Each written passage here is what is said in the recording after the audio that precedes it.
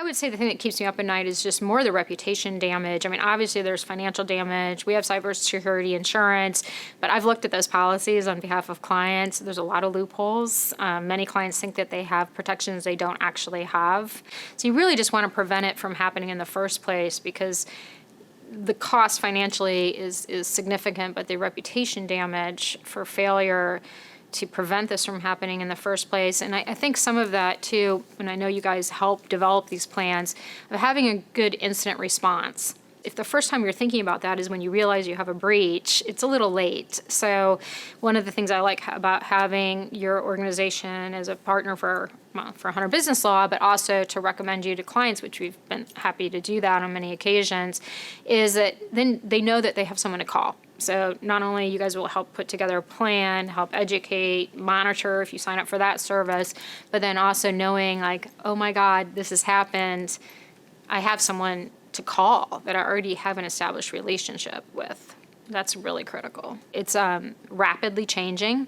You know, there are all sorts of new viruses happening and new ways that people are attacking and trying to get in and take information, scams.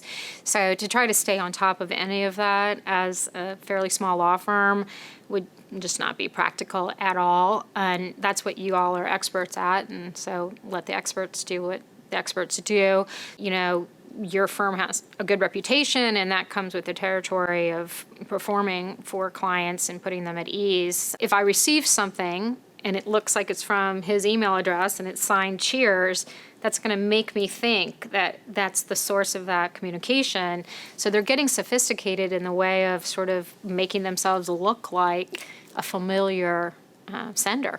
And it becomes an issue in M&A transactions too, I would say, for people who are building a company and they want to sell it someday, to be able to show that you've had security measures in place and that you haven't had breaches is an important in terms of the value proposition of your company to a buyer. They want to feel secure that all of your data and your records haven't been breached. We're not negligent as a law firm, that we recognize that we are storing and processing and communicating, particularly when we do a lot of the securities work that we do and merger and acquisitions that we do. We're handling sensitive information.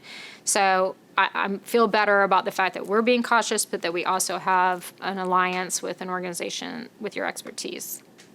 It would take from me, from other attorneys in my firm, to deal with the breach, calling clients, the reputation damage, but just even if I just think about billable time that's lost on a single day, maybe that's $15,000 to $30,000 per day of time that nobody's billing because they're dealing with this crisis.